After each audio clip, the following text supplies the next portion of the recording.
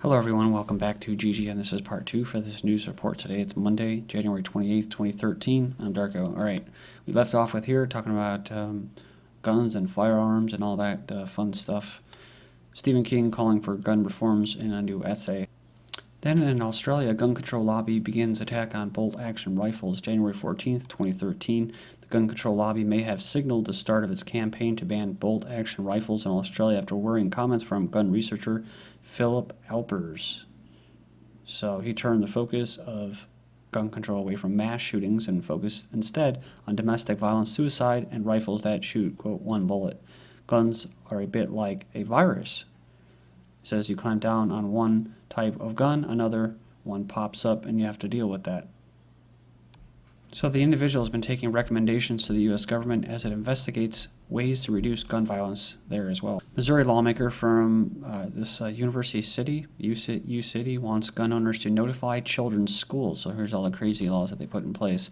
A Missouri lawmaker has stirred up a bit of controversy after she proposed a law that would require people to notify their children's school if they own or buy a gun. So it's Senate Bill 124 is meant to stop illegal firearm possession, but they say that they're taking aim at part of the bill. It says that if you own a firearm or buy one, you have 30 days to notify your children's school district.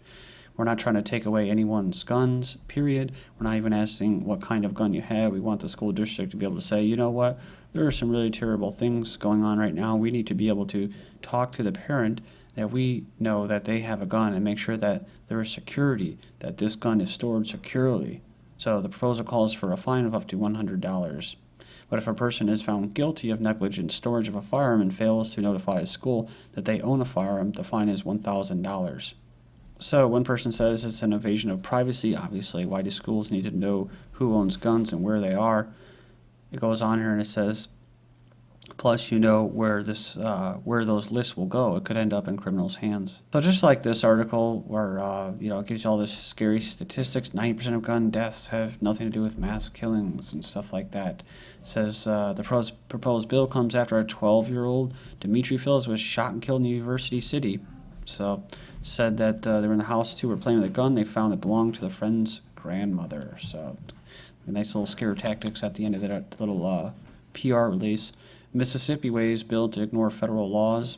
It seeks to assert the state's sovereignty, basically House Bill 490. But it goes on here as 2 Mississippi state representatives have filed a bill to create joint legislative committee on neutralization of federal laws. They say the bill is about supporting states' rights and clawing back federal overreach. Quote, we need to do something to stand up for the 10th Amendment, end quote, which says powers not specifically reserved to the federal government are reserved for the states. Another interesting little choice of words that the article used was previous attempts by Mississippi to defy the federal government. It's interesting because the federal government is going rogue or doing what they're not respecting a state's rights. Then actually they're defying the state, that individual sovereign state. So it's funny how they do that, how they make it seem as if, like I remember seeing just a snippet of the Golden Globes with Bill Clinton introducing, the Lincoln movie, which is a big propaganda piece, and he was saying how Lincoln was so great and how it was to maintain and our perfected union. He called it perfected union, which he was basically saying was our highly centralized, humongous government, right? Like with FDR and Lincoln, after when they came in, it was about these new deals and huge centralized federal government coming in. But wars help bring about those changes.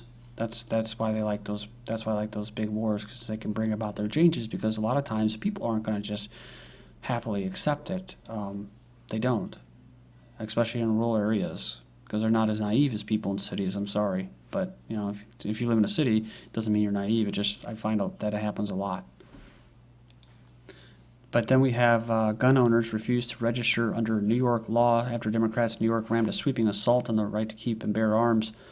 That failed to exempt police officers from the draconian restriction. Gun owners and even some lawmakers are planning what has been dubbed potentially the largest act of civil disobedience in history. According to news reports, gun rights activists are urging everyone to defy the far left Governor Cuomo's new registration mandate while daring authorities to come and take it. So, I don't know. We'll see, right? my own personal view on this is that, when you purchase weapons, most of the time at gun shops and stuff like that, you have to get a background check, which is a de facto registration.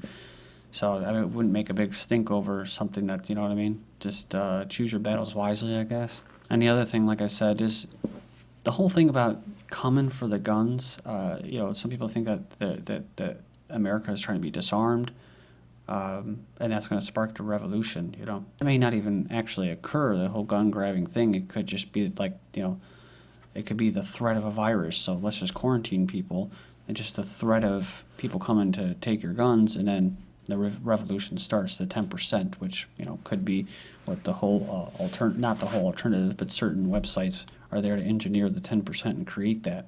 Then they just come in from the top down, and they steer it.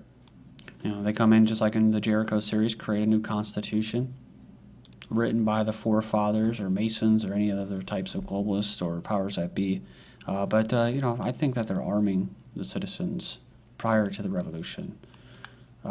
Florida mom pays to have armed guards at kids' school. So meanwhile, bullet-stopping whiteboards hit the market. There's also bulletproof backpacks too. So a Florida mom has taken her child's at school security in her own hands. It says by the way of her pocketbook. The Daytona Beach News Journal reports that this individual offered to foot the cost of having armed deputies stationed at her kid's elementary school, and she paid the first 2 months up front at $32 an hour. Wow. So the middle and high schools have full-time deputies, but the elementary school is tended to by deputies who grab an extra shift on top of their normal duties. It's already bad enough that they have freaking cops in schools. They've had that for a while now. I remember back in the 90s they had it in high school. But it's like I was talking about with the NRA. I saw this thing on, I think it was InfoWars, talking about how Piers Morgan conceded that to the NRA that he's given up. Well, that's like I said, the NRA is an authority on gun owners. They don't speak for me. I think it's just a controlled opposition group. It's like the engineer consent concept. It gives the 10% the idea that we're winning the fight. But kind of like what I talked about too. With that story going back to Rahm Emanuel in Chicago, asking businesses not to do business with gun manufacturers, and that it's all about this voluntary gun control or gun laws, or what I'm talking about. It's gun restricting. So this is like another form of that, where people can actually get fooled into this building more of a police state and these re-education camps. Like I said, it's not about keeping people from getting in. It's from keeping these future slaves from getting out. Well, they fell for it, hook, line, and sinker, right? California school district buys 14 military-grade weapons to defend against shootings. California board is being criticized following reports that it approved the purchase of 14 high-caliber rifles to be issued to school police officers responding to campus shootings. So, $1,000 apiece. The semi-automatic weapons are used by both law enforcement and U.S. Special Forces. Another thing I noticed a pattern recently is kind of scary, is that that's this whole AR-15 thing. What do we find? We find that the schools are getting them, police are getting them, and stuff like that. So they're disarming certain weapons, and then they're arming those same weapons into the authorities' hands. Iowa City's police to buy AR-15s with their own money. Plan would see $55 deducted from paychecks for 1.5 years. This is in Marion, Iowa, a small city of 38,000. The eastern end of the state plan to upgrade AR-15s to AR-15s by buying $2,000 weapons themselves.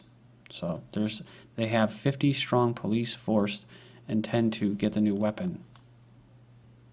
So it goes on here as the head of the National Association of Police Organizations, which approves the Marion's move. For me, if I had to choose, I'd rather be shot by an AR-15 than a shotgun. Government officials can still own assault weapons under Feinstein bill. Not everyone is exempted from owning military-style assault weapons under the new legislation proposed by Dianne Feinstein. Weapons used by government officials and law enforcement will not be prohibited by the law proposed by the California Democrat, which would prohibit the sale, manufacture, and importation of 158 specifically named semi-automatic weapons and ammunition magazines that hold more than 10 rounds. Any weapons legally owned before the bill's enactment would also be exempt. So, although those firearms would have to be registered in a national database. It says, in addition, more than 2,200 types of hunting and sporting rifles and manually operated firearms would also be exempt. So they go in there and they talk about how the gun rights activists led by the NRA, right, controlled opposition. Some Tea Party affiliated conservatives, again, controlled opposition. So, you know, you're going to be able to put up enough money to lobby against these bastards, dude. DHS buys 7,000 full auto assault rifles, calls them personal defense weapons. So another huge blow to rhetoric and narrative of the Obama regime and its desire to disarm the American public. DHS bid has been uncovered, showing that DHS recently put out an offer to purchase 7,000 fully auto assault weapons to be used domestically inside the USA. It says, keep in mind that Obama is on record saying that AK-47s belong in the hands of soldiers and not in the hands of criminals, that they belong on the battlefield of war, not in the streets in our cities. But it seems he really means they don't belong in the streets of our cities unless they are in the hands of Homeland Security enforcers, in which they can be used full auto assault weapons. And more hypocrisy, most of you have probably seen this from the 14th of January, Obama grants himself and George Bush tax-funded secret security for life. So see, this is what I'm talking about. The Democrats and Republicans are simply two different branches of the same ruling class who are all friends and accomplices behind the scenes. It goes on here, it says, Obama signed into law a measure giving him George W. Bush and future, that's the more important thing, future former CEOs of the corporation and their spouses lifetime Secret Service protection, the White House announced. Interesting article that I saw come out from the 24th. Joe Biden, the vice president, to doomsday preppers, shotguns are better than AR-15s in earthquakes. So he's trying to assure survivalists and those preparing for doomsday that they will be able to protect themselves in case of a disaster, even if assault weapons are banned, because shotguns are more effective weapons for defense. Like what the police were saying, right? A shotgun will keep you a lot safer, like a double-barreled shotgun, than the assault weapons in somebody's hands that doesn't know how to use it, even one that does know how to use it. You know, it's hard to use an assault weapon and hit something than it is a shotgun. The head of the National Association of Police, it's a more accurate rifle, talking about the AR-15, it's more accurate over a longer range. Back to California, who's buying these military-grade weapons. The police chief says, we know that criminals wear bulletproof vests. Our guns are not able to penetrate these vests from a long distance, so we need shoulder weapons to defend innocent people. That went under the radar. Assault rifle not used in Sandy Hook shooting. Homeland Security training TSA workers who save themselves in a shooting. The screeners are receiving training to prepare them for the possibility of a mass shooting at the airport checkpoints. Says that those TSA personnel are being instructed to save themselves should a shooting occur. Which is pretty interesting because someone sent me a link to a video, and then I found the link from in the description there from Lone Star College System, and this is about college campuses, and they have an actual thing for active shooters, and they basically tell you just be a good victim, that good victim mentality. And it basically tells you, you should jump out the windows and you should do whatever you can, but do exactly what the political law enforcement revenue collectors tell you what to do. So it goes on here and it says that if you're in a large room or auditorium, and it goes on and it says drop all bags, keep your hands on your head, move to an exit, do what the police tell you to do. If you're trapped with a gunman, don't do anything to provoke them, don't try to defend yourself or anybody else. It says don't move suddenly. If you cannot speak, leave the phone on. It goes on here, it actually says, if they start shooting, you need to make a choice. Stay still and hope they do not shoot you, or run from an exit while zigzagging or attack the shooter. Well, there you go. So if you choose to run, zigzagging moving target is a much harder hit than straight runner. Playing dead may also be a consideration. It's not recommended to attack the shooter, but remember that you have a choice to fight when there is no other options. Well, that's nice of them to tell you that you're not able to really defend yourself with weapons, right, on campuses. What to expect from responding police officers says do as the officer tells you and do not be afraid of them. They're the good guys. A TSA worker said, every day when I arrive to work, I look for an escape route in case someone opens fire. We have been told to save ourselves in the training. It's unclear whether the alleged training is simply a prudent attempt by the agency to protect its own employees. And lastly, NYPD says department will begin testing a new high-tech device that scans for concealed weapons. A test for terahertz radiation is small enough to be placed in a police vehicle or stationed at a street corner where gunplay is common. Damn. So it says it's the newest asset in the battle against illegal handguns. This is GGN, and I'm Darko. Thank you.